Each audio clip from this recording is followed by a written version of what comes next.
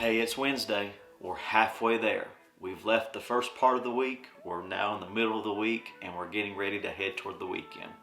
As we get into this devotion, I've been on this thread the last few days about this term called hiding. And there's this fascinating part of Scripture to where Jesus and Peter make this interaction. Everyone is trying to figure out who Jesus is. You know, they're putting labels on him, trying to relate him to another person, and everyone's just really trying to narrow down who is this Jesus. And then Jesus makes this declaration, this question to the disciples. He said, I know they're calling me all kinds of things, but who do you say that I am? And Peter rises up out of the disciples and he says, you are the Christ, the Son of the living God. And then Jesus declares something extremely special to Peter. He said, Peter, flesh and blood did not reveal this, but my Father, the Spirit, has revealed this to you. And he says, you, Peter, upon this rock I will build my church, and the gates of hell will not prevail against it.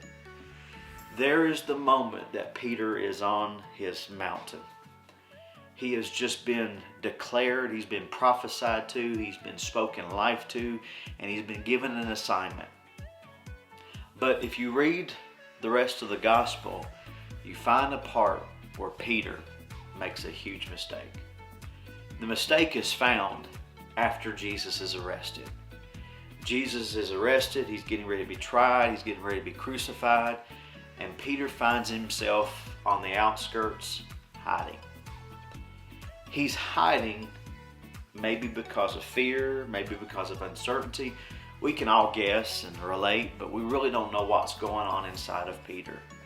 Peter has heard prophecy, he's seen healing, he's seen deliverance, he'd seen salvation just in front of him. But at this moment, he's a place of uncertainty. Chaos has happened.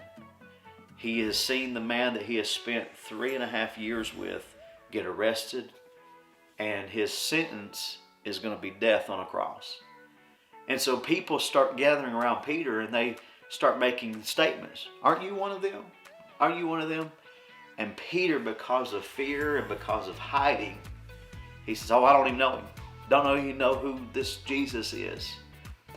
And Jesus has prophesied before that before the rooster crows, meaning the next day, he'll deny him not once, not twice, but 3 times. Many times we get a call of God, we get a destiny of God on our life, and it's a purpose, it's an assignment.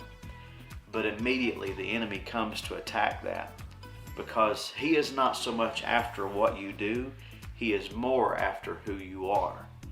Jesus has defined Peter as a rock, and God has defined Peter as a rock, but the enemy says no.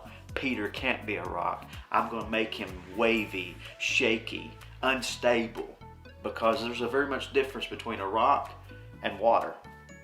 Water takes the form of whatever it's around.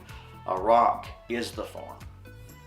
And that's what happens a lot of times in our life. God encounters us, we encounter him, and immediately after we are told who we are, the enemy comes and tries to come against that. On this Wednesday, you may be hiding because of a mistake after the call. You may be hiding after the assignment has been given to you and maybe you failed. But the thing that I want to encourage you today on this Wednesday is after the failure, there is still the assignment because God's plan is still intact. And it is not determined by what you do correct and what you don't do correct. God is after you and he will not stop. So Jesus, after he is resurrected, he goes back after Peter to just re-emphasize that Peter, even though you failed, even though you've made a mistake, you still are a rock. And this is the thing that I want to tell you. Have you failed? Do you feel like that the assignment that you were doing, you've kind of just laid it aside? Don't stop. God still calls you a rock, and he is after you, and he wants to see that his plan is still intact in your life. I hope you have a great Wednesday. I'll see you tomorrow.